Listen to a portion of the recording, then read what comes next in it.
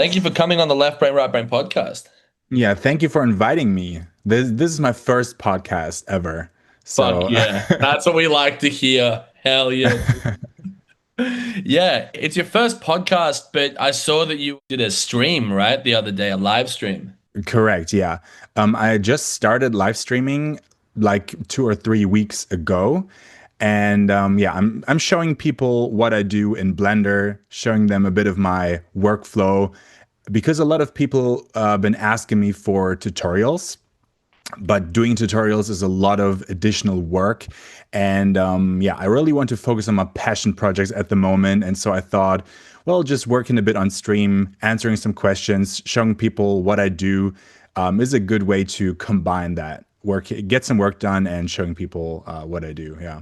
Right. And did people want to know something like things that were beyond just the tutorials? Like, did people get personal with their questions? Two, yeah. So I did a couple of Q&As, and yeah, people are mostly interested in when is the game coming out, when is the web series coming out, or what are my favorite, what's the music that I listen to. Mm. Um, but some personal questions as well. I mean, mostly just talking about our taste, what we liked, when we were younger, what games did we play, what shows did we watch. So yeah, but I mean, that's the fun thing I like to talk about. So Yeah, yeah. yeah.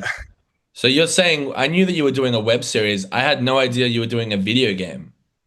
Yeah, it's in very early development, and I do not know how to code at all. So I'm just the design art guy basically, and I got someone that helps me with all the technical stuff, and that works. That is a game developer and works with different engines.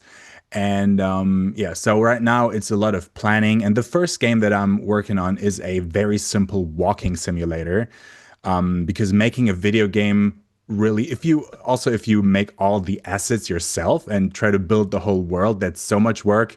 And yeah, starting with a very simple game I think is the right choice. In terms of walking simulators that really go off, I'm trying to think of what was the big one. It wasn't Portal, but it was like similar to Portal, and you just walked around. Oh, I can't remember. There's that one. Do you know that one walking simulator which is very like metaphysical? It's like a quantum. um, I'm not completely sure. I mean, there are some games that are mostly based on exploring the world, and I Yeah. feel like games like I think Goat Simulator and stuff like that is very about exploring and finding Easter eggs and funny little things, but not much of like platforming or any gameplay specific thing. Yeah, yeah, yeah, yeah. No, Goat Simulator is incredible. I know there's number Yeah. two, but I just don't have the money to fucking buy it. I was thinking of the Stanley Parable. Have you heard of Oh that? yeah, That's what I'm yeah, fucking talking right. about. Yeah. Oh yeah, exactly. So, What an incredibly interesting game. yeah. Yeah, that concept is awesome. Yeah, there's a few games like that. If you've ever played Hotline Miami 2 as well, it's like I did world not, but I know breaking. the game. Yeah. Yeah, it's a very like meta kind of game that addresses you directly as the player, Mm. as opposed to Okay, just like a okay. passive, gamer. It really messes with your head as well. Oh, okay. I just know the aesthetics and I know how the game looks like. Very interesting art style, but I did Yeah. not know what it was about really. Yeah, no, and killer soundtrack as well. One of the Yeah, best, too. Yeah. arguably too. That's really Yeah. cool though. So in terms of your game, is it going to follow what your like reels are kind of setting up as well? Is it related to that world? Definitely, yeah. So I'm basically doing a lot of world building in the background at the moment, Mhm. and the stuff that I show on Instagram really is more short stories to introduce the characters, the places, the monsters, and the whole lore around the world. And the I don't know, 1 or 2 minute videos that I post on Instagram are pretty similar to what I have planned for the web series, but Mm. all this stuff will come together as one big world building thing for the game, the web series. Yeah. Yeah. So that is really the project. I'm not going to ask you where the conversations come from because I don't think that the conversations that those characters have can actually exist in a normal, unless they are real convos that you then change to, because a lot of animators have different ways of creating dialogue, for example, and some of them base it off of conversations with their friends. Do you script yours?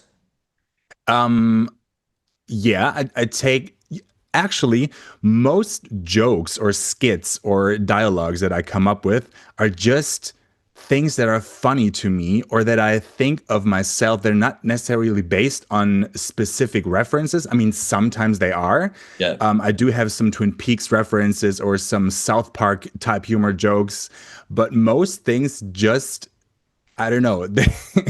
It's just something that pops into my head, and I know I need to make something out of this. Yeah. So that reel of the way I found out about you, and actually through you, I was able to find out a bunch of other artists who I think know you, like Bully D, who's also coming to Yeah, the show yeah. next week, as Awesome, well. man. And Awesome. actually, there's a Twin Peaks artist who makes like Twin Peaks simulators that is also going to be coming on the show. And I think my algorithm changed the moment you broke through like a Trojan That horse. is amazing. Is the one I saw was the diner one, which I thought was incredible. Is this based on a real experience at a diner? You mean with the burger? Yeah, like have you ever tried to sit with the cool kids and not been allowed? Well, not exactly like that, but I feel okay, so I I think many people can relate to this awkward social interaction and situation where you have to, for some reason, interact with other people, and maybe you feel like the outsider, or they're like a very tight group of people that you think Mm, are the cool guys or whatever. I mean, in school, everybody knows that to some degree, I feel like. yeah. And so, yeah, it's definitely being socially awkward or yeah, being in that type of situation is something that I know personally. Mm, But that exact situation is actually like the thing with eating the burger with a knife and fork. That is something that actually my grandparents used to do. They would eat bread with a knife and fork, and I would always think, dude, this is I don't know, this is a bit ridiculous, but they would always do that, and it stuck in my head. And yeah. I don't know, I just thought that was an interesting joke, and people picked up on it. Like people were arguing a lot under that video. Well, there's a bunch of things there that I kind of want to address and unpack. One of them is well, I'm trying to think of which one to go first. I've definitely experienced that, not in terms of a diner, but when I was a kid, I had to race my best friend for a spot in the sand pit, and I actually Oh, smashed into a pole. And I got a stitch here on my chin, and my mum wrote the whole school a letter afterwards, and they changed all the poles from being gray to yellow so that you could see no way. every single pole in the fucking school to this day. So that was one thing. The other thing is, I think you touched on like something that's very real about bullying is that, these guys are just making fun of him for anything that they can. And Yeah, that's the truth about bullying is like you think it's personal, but you don't realize that it could be about the most minute thing. They're gonna find something, to get you. And exactly. and I really I Exactly. think people really respond to that in the real, Mm. which is Yeah, really I cool. mean, to be perfectly honest, I experienced a lot of bullying in what you would call high school, what we Mm. would call Realschule. I'm from Germany, so it's a bit different. But yeah, I experienced a lot of bullying at that time, and so that definitely is something that I can relate to on a very personal level. And yeah, I mean, once you get out of that place and you get a bit of distance and learn your lessons through Mm. that, I think it's way easier to look at this and I don't know, talk about this with some distance and make some jokes about it, but also being still relatable to other people that made Yeah. had the same experience. Yeah. That's unfortunate. I didn't know that they had that over there. Yeah. Well, Bullying. I mean, that I is didn't know something that you Germans did have that. That's all crazy. over the world. Awesome. I'm so sorry. Yeah. But yeah, I feel like people from, especially from the US, think Germany or Europe is super polite and all. I Mm. don't know if that is true, if people think that, but yeah, I mean, we have a lot of the same issues. So I think that is really that goes beyond any national borders, that Yeah. experience. Yeah. And whereabouts in Germany do you live? In Western Germany, pretty close to the border to the Netherlands. Oh, wow. And yeah, I grew up here Mm. and I've been living here for basically all of my life. And it's a nice place to live. Yeah. Do you feel like I feel like we're a similar age as well. I'm 29. Yeah, I'm a bit older. Yeah. I just got 34 on Okay. Monday, actually. Oh, congratulations. Happy birthday. Thank you. The way you said just makes it seem like it wasn't going to happen. So congratulations was in order. That's Thank you, dope man. though. Yeah. No, because I went to Netherlands and I went to Germany this year, 3 months ago. Oh, And I don't know if I would have gone past wherever it is. I don't want to dox you, you know? You're on Twitch a lot, so we don't want to do that to you. well, Those I are the most think I vulnerable actually, people. Yeah. I even talked about this city where I live. And then, a week after that, I watched a video on YouTube where they talk about don't ever say where you live on stream or whatever. And it was, Yeah. oh, maybe I should be bit more careful. But It's yeah. tough, yeah. Doxing people is something that happens a lot on this podcast. You'd be surprised who does it too, man. Like some Oh big my God. people don't give a because I think people, I mean, that you don't want to tell people exactly what your address is. That's always a Mm, no-no in every yeah. regard. But yeah, a lot of people want to be recognized in their city, you know, and any chance they get to Yeah. plug that, they will. But I mean, it's interesting for you because you're starting to venture out into putting yourself out there. Like this podcast is an example of that, you know, and your Yeah. Twitch stream is an example of that. And your character, now that I can see what you look like, your character Mm. is you as well. Yes, yes. Well, it is not necessarily me, but you could see it as a parallel universe version of me. And definitely the model is based on reference photos of myself. And it has my name and all. But yeah, for the most part of my career in doing graphic design, video editing, and 3D on Instagram, I was very anonymous. I never really showed my face or anything. And I do commissions through Instagram basically. So I never really had personal contact with my clients. Mm. And that was very nice to a degree because it always felt okay. I have a little bit of distance to all of that. And now that I started streaming and started showing my face and talking directly to people, that is also cool. But you have to get used to that, Yeah. especially when you have, I think, if people know you or know your work and don't know who you are, it can be a risky transition to go to, okay, now I will show my face and whatever. And Yeah. yeah, but it's been good. And I think people, well, up to this point, they were very nice about everything. So yeah. Yeah, I mean, I obviously can't relate exactly, but this podcast has slowly started to get bigger, and most people know me by my voice, which is quite Mm, distinctive. Spanish yeah. is my actual language, so I guess they don't know me Oh. at all because I haven't done a podcast episode in Spanish yet. But also, people know me as like the animated form, you know, of Oh myself. yeah, yeah, So sure. it is interesting if I ever get like a bigger setup and start doing more and more videos, like how that would change things, because people do build an idea of you based off of the media that they consume you in Yeah. as well. So Mhm. it'll probably add another layer to it too. But yeah, I can't help but notice the posters in your wall. You got Blondie. I'm pretty sure you got Bitches Brew, right? Is that Miles Davis behind you as well? No, the Oh, no, poster it's not. that is actually Prince. Oh, you got a Prince. Yeah. You got Yeah, that is Prince. And then there's Risk, that is a German speed metal band from the 80s. And then we have Sepultura, and in Sepultura the and then you back got there's Exodus. AC/DC. Yeah. Oh, is that AC/DC or is that something else? No, right in the back, that is Exodus, Actually, US thrash metal band, and Sepultura from Brazil. Brazil, So yeah. I'm big into 80s thrash metal and stuff. So yeah. Yeah, And even on my Sepultura. on my shirt, it's a Sadist patch. There's a technical thrash death band, and yeah, that's the music I'm into. Yeah, That's dope. You're a drummer, right? As well. I am, but I only play the drums for fun now. Um, I played for the last 10, 15 years very inconsistently, and I started early when I was 9. Mm, But yeah, you don't have time to do everything all at once, and especially with drums, you have to find a place where you can practice. And if you live in the city, mm. yeah, that's sometimes hard to find. So Yeah, because I saw that video of you drumming. Like you can really fucking play as well. thank you, thank you.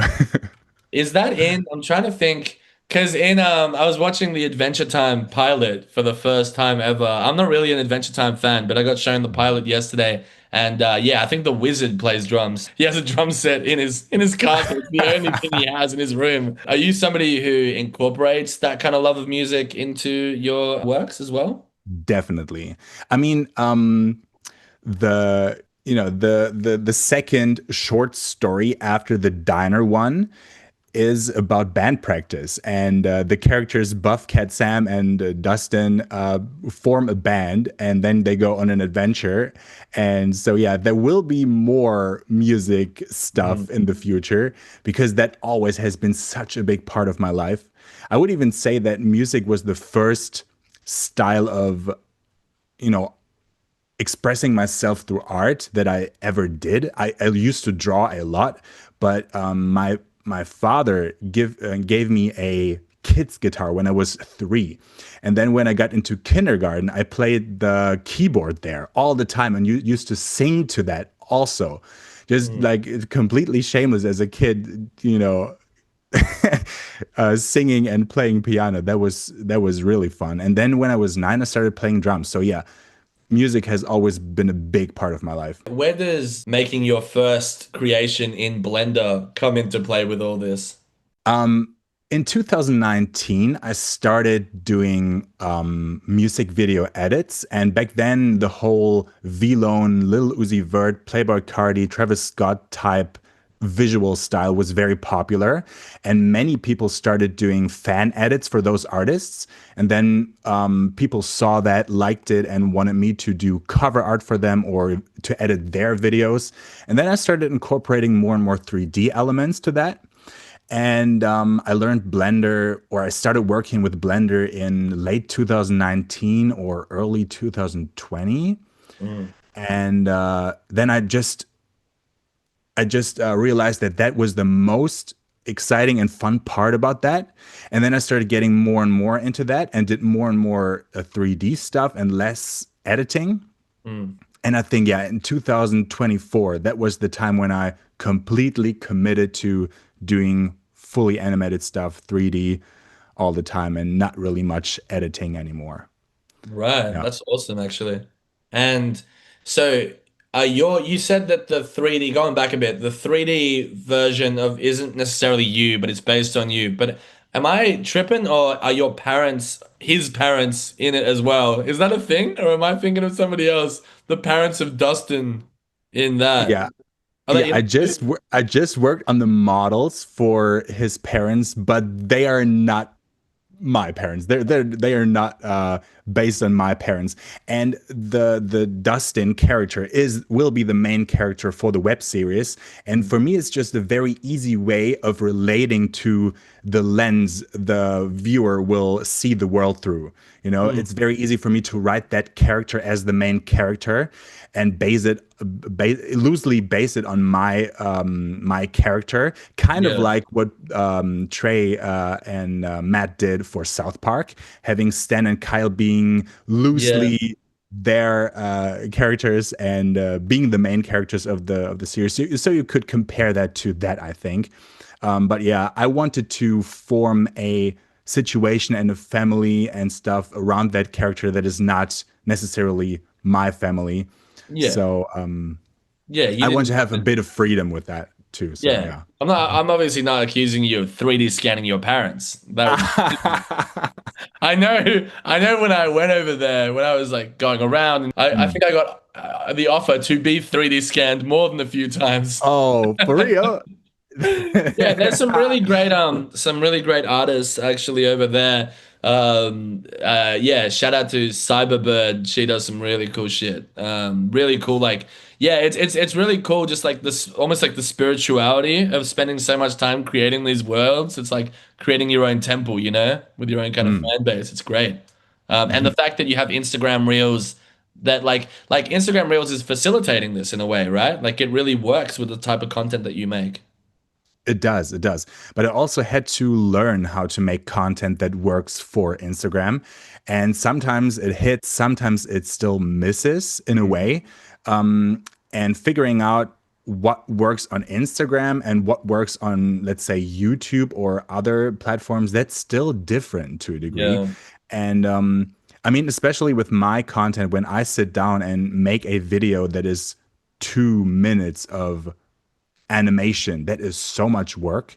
And I really want, if I put in so much work, I want the video to perform well, which Yeah. is completely understandable, I think. And so I try to figure out what works on Instagram, what do I have to do, and I watch a lot of tutorials on that stuff as well. But yeah, for YouTube, when I start doing like the full length web series episodes, I have to learn that again because it really works differently on YouTube. Yeah, it's an interesting dilemma, like figuring out what's going to work. And I mean, I run into the same problem with my podcast, but from a very different angle. I've never spoken about this on an episode before, but you can choose the type of content to animate, right? Because I have a low budget and I work with three different animators. I have to be very specific about everybody gets drawn, right? Everybody gets to Yeah. become a cartoon. You're going to be a cartoon, but I've even had friends talk to me about making people. I'm like, if people want to get animated, that they need to sign a contract saying that they'll share it at least.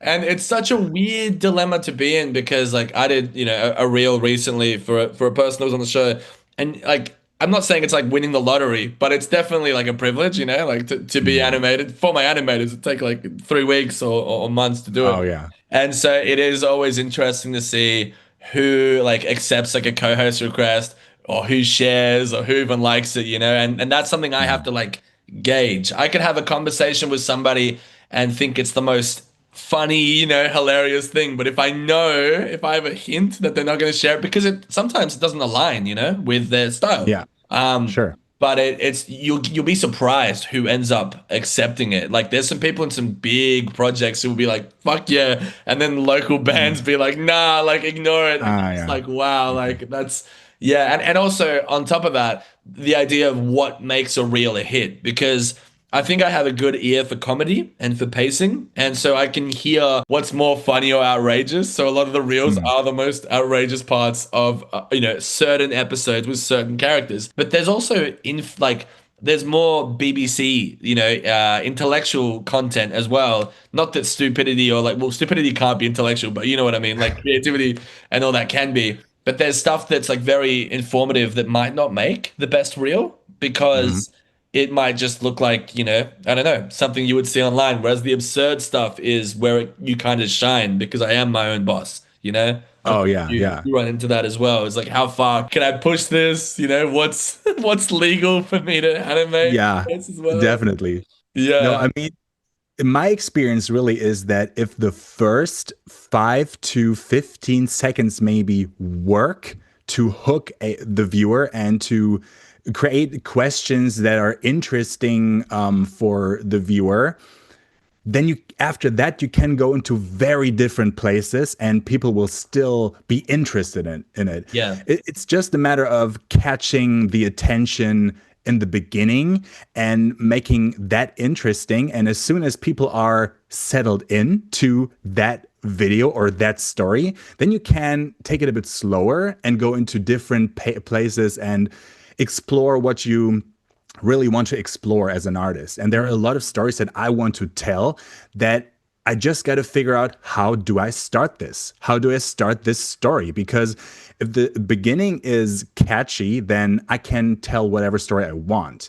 But Mhm. if the beginning is for some reason not really catching the attention, then people will not watch. And yeah, so that's the biggest part of figuring out what works on Instagram. I feel like. Yeah, but also your videos are like longer than 30 seconds a lot of the time. Oh yeah, And yeah. you've got that because you're dealing with, and it's actually so smart and I commend you for doing this. It's a meditative, you have that time to reflect. In video games, like in Pokemon games, you have time to think about what you're gonna do. You know, do you Mhm. attack? Do you whatever? And I think that that allows you to really, yeah, you hook them in the first 15 seconds, but then you've got maybe a minute, you know, maybe two. Mm. Some of them that Yeah. I've seen to go on that journey with them. Unfortunately, and you've made me think about, you know, the metaphysics of my own of my own prison that I've created, my animated prison, that most of my videos maximum can go for 30 seconds. And Mm. so, you know, maybe 15 sometimes. So it's like, what story facilitates this process and what's something that has like a worthwhile payoff, whether it's like a Mm. punchline or a journey or something that can affect somebody in such a short period of time. So I actually don't know what my content would look like or what the Yeah. experience would be if I could keep them there for, you know, a minute. It could be a whole different show with a whole different type of reel too, you know? Yeah. At some point, you just have to practice and try out certain different things. And I did that myself. I had many different concepts that I would try out, and I had times when I thought, okay, now I have the formula. Now I know exactly what I got to do, and then I did that, and it failed. Yeah. And then you have to go back to the drawing board and think, okay, what is it that I did different this time? Because to me, I don't know, I did the POV perspective, I added like silly dialogue, I added like a strong visual hook, as they call it, Yeah. in adding many characters, but for some reason it was not that compelling to people. And sometimes it can be relatability. I noticed that when I have something in the beginning that is very relatable to a lot of people, like the burger situation, social anxiety, or the bathroom video, Yeah. where I just, ask a question that many people have heard in their lives, or a situation that many people have experienced, that usually works. And then you can go into very ridiculous things after that, and people will follow and be interested. Yeah. Yeah, it's going back to like Adventure Time or stuff. Like the concept of the show is just outrageous. Like there's a Mm. dog and the dog stretches. There's a kid and he wears a hat. You know, there's a, you know, whatever. Like it's all bullshit. But the emotional experiences that people have attached to these stories is just because they're like archetypal stories, you know, that just it Mm. doesn't matter who's in them. Obviously, it helps to have these characters there. And once you've established that they are human characters at their core, you can kind of take the audience wherever the fuck you want, basically. And that's the beauty of animation as well. In Yeah. regards to your like speaking about public bathrooms, like we have a lot of them in Australia, Mm. especially in the CBD. I've definitely been to a few. Um, I want to know like what's your worst public bathroom experience? Dude, I try to avoid them at any cost, actually. I try to keep the Mm, public bathroom experience as low as possible. But yeah. yeah, it has to be some sort of club bathroom at 3 in the morning when shit's already gone down, and they can be very nasty. And of course, the video that I made is inspired by some experiences, Yeah. but yeah, I mean, everybody knows that.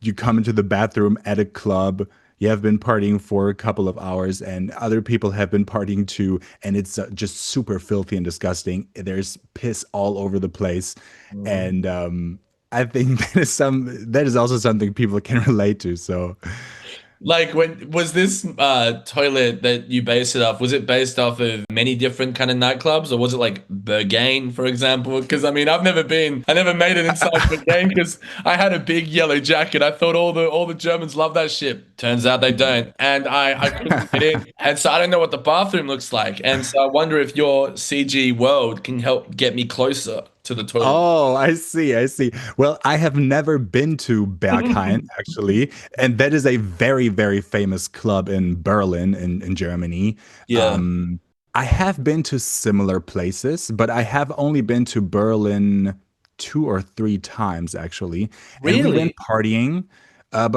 but in other clubs. Yeah, I do have friends that live in Berlin, and my ex-girlfriend that I had a relationship with in 2016, she was from Berlin. So we visited her family and stuff like that. So that is how I, you know, that was the reason why we went there. We didn't went there to party actually. Yeah.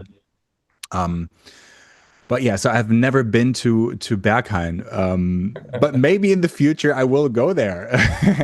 And make a choose. You should make a fucking choose your own adventure in Bergen. That would be fucking awesome, dude. You wait in That line. actually is a You good wait in idea. line, dude. You gotta credit me when you do this shit. But like Oh yeah, okay. that I would mean, be that's amazing. I don't think anyone's ever done that before. yeah, you're right about that. That is a good idea. Maybe I That's a will great incorporate that. And I idea. will definitely tag you or maybe make a 3D version of you and put you in the line as well or That something. would be fucking amazing, actually. Maybe I'll animate this reel as that.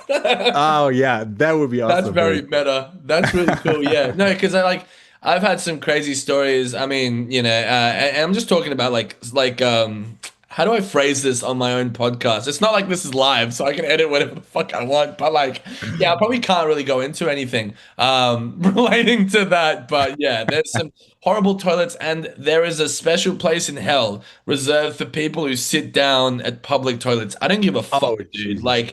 Dude, I mean, like, I don't know. There's some, like, you're not going to go to a McDonald's and sit down on Yeah. that toilet. Like, why would you? You know what I mean? Like, Yeah. what? Like, No, it's so no, never. masochistic, I think. No. And I go as far, I would never touch my dick in a public setting like that. I think if you are a grown man and you touch your dick when you go to a public bathroom, you have to overthink your life, man. Because When you say that, what do you mean, though? Like, you mean like you just go there and just like freehand it? Like, you're not even. no, no, man. Okay, you open your zipper, pull your pants down a bit, and then put your dick on the stretchy thing of your boxers, so it stays in place. But then you use basically the fabric as a glove, and don't touch your dick with your hands because they're fucking filthy, bro. So just do that, and then it's super easy, and just let it go. And then you can piss without touching your dick. I'm And like then not use good your at following elbow or your instructions. foot I'm not to good at to following flush. instructions, but I don't know what the fuck you're talking about. You did Yeah, I like an mean that's IKEA furniture, instruction set on how to do it publicly. When like I feel like surely just wash your hands before and after. If dude. you're so concerned about what you do. I feel like I should make a tutorial about that You should because actually, yeah, because in that is your not public knowledge. You guys, I don't know. I need to. I the need way you to describe that is teach like people that. making a subway, dude. I don't know what you're talking about. I'm gonna have to Yeah, go but back it's and re-listen to that to try to understand it. But maybe I've been doing it wrong the whole time.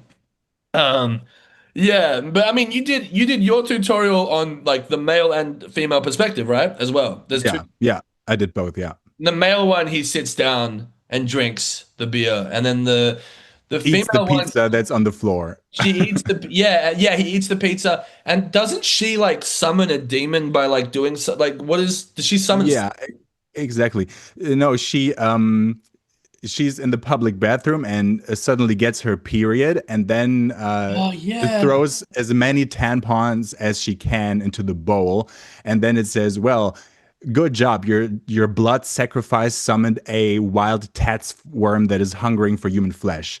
So, and Oh my then the God. battle starts. So these battles, they're all done in the Pokemon Colosseum style way, right? As well. Yeah, to a degree, definitely. Yeah. Um, yeah, I mean, it's this whole universe is inspired by. I feel like we are sort of the generation of monsters. We had Pokemon that was super big. We had Digimon, Monster Rancher, even Beyblade played around with the monster thing, Yu-Gi-Oh! So that is a big influence on this thing. Yeah. And yeah, so monster battles are a big part of this thing. So what's your favorite Pokemon game? I would say Emerald. Pokemon Emerald is Yeah, probably you know my what? favorite. Yeah. All right. I Yeah. really, I really like the remakes that they did. Alpha, what was it? Alpha Ruby, Omega, or Mm. I don't know. Those games, I Sapphire, liked Pokemon them a Sapphire, lot. Pokemon Ruby, or is that different? Yeah, it's remakes of Ruby and Sapphire. I would have loved if they would make a remake of Emerald because I feel Emerald was really the Yeah. best advanced game that we got from Pokemon. So I feel that deserves a remake. But yeah, I think that is my favorite Pokemon game. Yeah, Emerald would probably be my favorite. I bought the manual for that. I remember like all the because I already had Pokemon Sapphire, I think, and Mm, mhm. then Emerald came out, and you could get all of them. I think that was the whole thing. Is like you could get what's it called? Groudon, Groudon, and Kyogre, then what the fuck's the other thing called? The Rayquaza, yeah, but what's the other one? The blue one? Kyogre. Oh, Kyogre. Yeah, so you can get all of But them. I'm not sure if that's what it is in German. I'm not sure if that's different, but I think Kyogre is also the word I don't think in anyone's gonna grill us for that, and if they are, they're fucking nerd, bro. Because I played those video games, and I'm not correcting anyone's English, or German, depending on what the origins are of that shit. But yeah, like I love that fucking game, and it was just like such a symbolic, yeah, nostalgic kind of coming of age type video game. Mhm, mhm. I don't think I've ever experienced that with anything else as much as that particular game. Yeah, because I wasn't raised on the other ones. Like I was already a little bit too young for the Yeah, original, you know? Like Pokemon Red and Pokemon. Yeah, blue. fuck, man. Mhm. It's taken me back actually thinking about them. I really want to go play them. They are fun. They're still fun. You have a character who's called the Nostalgic Cowboy? Well, he does not have a name yet, but you're talking about the skeleton Yeah. cowboy. I made a reel to introduce that I would start streaming, Mm, and I let him do the talking because I feel like that is a character that, definitely looks like he could tell an interesting story. And that is the reason. But I'm not 100% sure, to be honest, what direction I want to take this character in yet. Yeah, I have a lot of characters that are still, I don't know 100% what I want to do with them, but in the web series, all of them will get their story and their time. mm, And I also think it's super interesting to develop them, to develop the characters as you go, and just play around with them, put them into different scenarios, and then learn what you want to do with them. Sometimes it's cool to not have a perfect plan for any single character, but just mm. let it develop in the world at some point. Yeah, by just throwing them into situations, they can Yeah, actually gain exactly. that character rather than trying to force a past onto them. Hey, Yeah, yeah, exactly, exactly. And then yeah. sometimes you just have a good idea, or it feels right that, or it feels like, okay, this character should respond like that. And for some reason, then that's the answer. And you go with that. Yeah, it's like intuition, and it's great Yeah. that it's also great for comedy too, because you're not writing it purely based off of your own instincts. I mean, your Mm, own intuition is important for writing comedy because you know what makes you laugh. But in terms of how characters will genuinely respond to a situation, I guess, they have their own personalities and their own traits and their own sense of humor as well. So yeah. that's a great way actually for people to just write characters, just put them Yeah. into situations, let that do the talking, which is dope. I saw you had a hard grog sponsorship, and it was so Oh yeah. good that I couldn't even tell it was an advertisement. And I think, to your credit, that's how you know it's fucking done its job, you know? Mm. Did they reach out to you? Yeah, they did. Wow. And I was very excited about that. You're in Australia too, right? I'm So in Melbourne, yeah. yeah, I mean, it was so fun working with them. We did two reels together.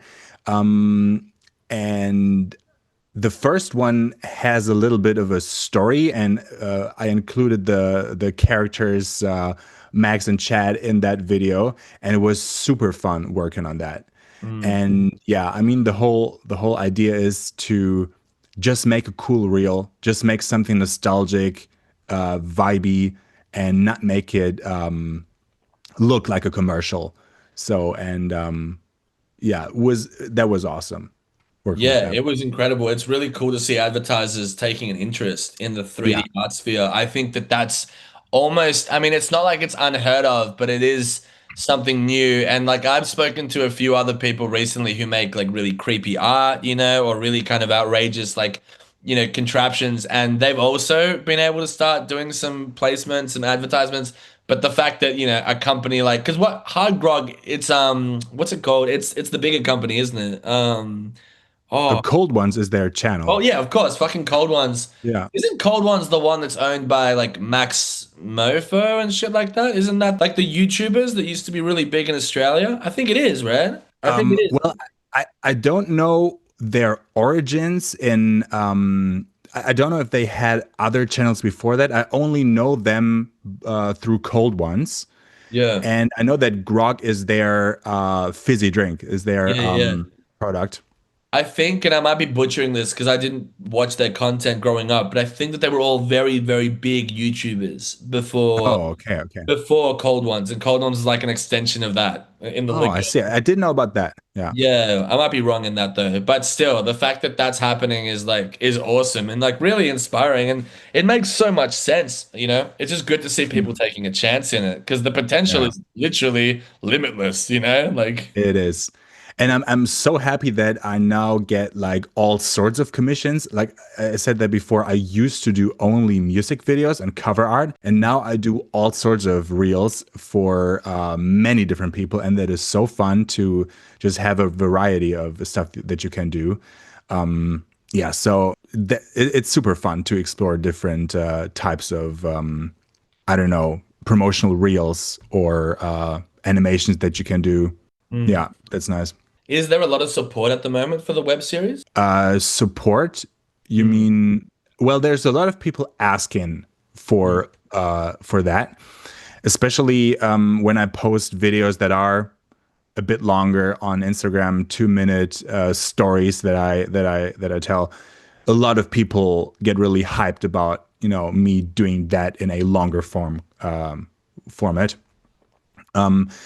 But I'm still trying to figure out how to monetize that project because at the moment I'm actually for a while I stopped taking on commissions now because I really want to focus on that project, and so I'm at the moment living only off of savings because I want to really devote as much time as possible into to that.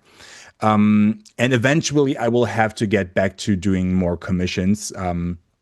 But yeah, just working on the web series, more world building, short stories on Instagram, and starting streaming. That are my top priorities right now. And I'm curious to see where everything will go from here.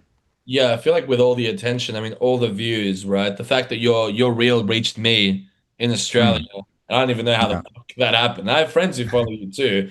Like, you would think that that would translate to some level, with monetization. But I think we also live in very greedy times where if people don't see the direct reflection of Mhm. themselves or what they can seek to profit from a product, Yeah. they might not invest. I know I play in a band, and we had a lot of animated music videos, and we also work with like 3D art and stuff for some of our Mhm. content. And one thing we did a while ago was we had people pay. This was like when this band started 3 years ago. They would pay to be in the video. So there were three tier options. One of them was like, I will write your name somewhere in the animated video. The other one is Mhm. you will be fully animated in the video. And then the third option was I would show up to your house with a pizza, dressed as a milkman. But nobody wanted that option. Actually, three people wanted that option, but they didn't ask me to do it, which is really great. But that just goes to show when people can see, people don't just like support something for the sake of supporting it or because it could be Mhm. good, because money is so sparse now. It's not Yeah. like in the 2000s in America, there was like the internet boom and there were money and trust fund people going left, right, and center, and labels had cash. It's like these people don't have money anymore and they really like what we do. They might say it to us through email, but in terms of Mhm. actually being able to get meaningful financial support, it's tough. It's really tough. Yeah. It is. And I also, right now, I don't really have any exclusive stuff for people that donate. The only thing that I have done and that I still do is if people donate $50 or more, I will make a monster based on their ideas. sketches or whatever criteria, and then it will become a part of the world. And Right. there will be a mention of, okay, this monster was discovered by the person that donated, so it's part of the lore. Yeah. And Did you read much like choose your own adventure books when you were growing up as well? That kind of it reminds me of that kind actually of not. interactivity of being able to pay to be in something like that. Actually not. I was never that much into books at all. Um, I don't even know the concept, I think, of books like that. Choose your own adventure books? Yeah. Do I don't think I've ever heard of that actually. I mean, what you were talking about before about how to piss in the toilet, it's kind of like that Yeah. in a way. Like you Hmm. choose your own, you can choose to do that or not to do that, depending on which Yeah. page you skip on. I prefer not to. Oh, okay, okay, It's okay. I like see what you mean. you get it to a page and it'll say like, go left or right. And so if you want to go left, you go to page 40. If you want to Mm, go right, you go to whatever. mm, There's actually an I'm Argentinian and there's an Argentinian author called Julio Cortázar and he has a book called Rashuela or Hopscotch. And the concept of this book is also really fascinating because it kind of is a choose your own adventure, but not really. So the book is about this big, like it's quite thick, and it has this section that kind of goes like half of its length to the end, or width to the end. And so when you open the book, it presents you an option. It says you can read this book from page 1 to page 90 linearly mhm. from start to finish, or you can choose to read this book in a hopscotch way that uses everything from page 1 to page 180. So there's a whole other chapter of the book that isn't to be read chronologically. So you literally hopscotch around, and your interpretation of this very avant-garde, and abstract novel and romantic novel is completely different. You get to choose. You get to choose what your interpretation is going to be, what your experience is. That sounds super interesting. Very Yeah, cool. I've never read a book like that, but that sounds very cool. It's great, and I mean, what you're doing by allowing people to literally have their monsters change the course of, your stories is exactly like that, and I think it's fantastic, and I think that that's where mixed media should be in this era. Mm. And you see it, there's an artist, and I can't remember his name, but he does it with his comic strips. And so his comic strips from day one to now, like day 3000, it's all based off what people who vote on his Patreon tell him, to do.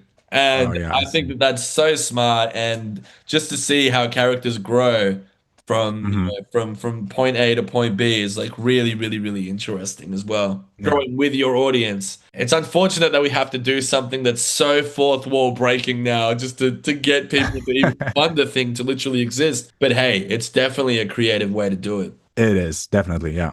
So thank you for chatting to me, man, for the last 40 minutes. I just want to know what's a word of advice you have to future creatives that you could give them? I think the best advice that I can give is find something that you're actually passionate about, that you know that you have some talent in, and then commit to that. Mm. Because when I started doing that, I went, everything was more fun for me to work with. I was more motivated to do this, and people liked that more than all the other stuff I did. In 2024, I committed 100% to this project, the Dog Will Hunt Monsters thing. And that was when I came up with the reel with the burger. And I think I had like 4 or 5,000 followers at the time I posted it. And I got 30,000 followers just through this one video. And Okay. before that, I thought, well, this is too specific. This is just my own thing. Nobody will care about this. But if you're really passionate about something and you really commit to this, probably people will care and see that you are passionate about it. And, that translates to the audience. So go for that, I would say. Of course, that's great advice. And of course, it's weird that we have to remind ourselves this, but if Mm. we are really excited about something, chances are there's going to be a lot of people who are super excited Yes, about right? it. We Totally. just we just don't know who they are.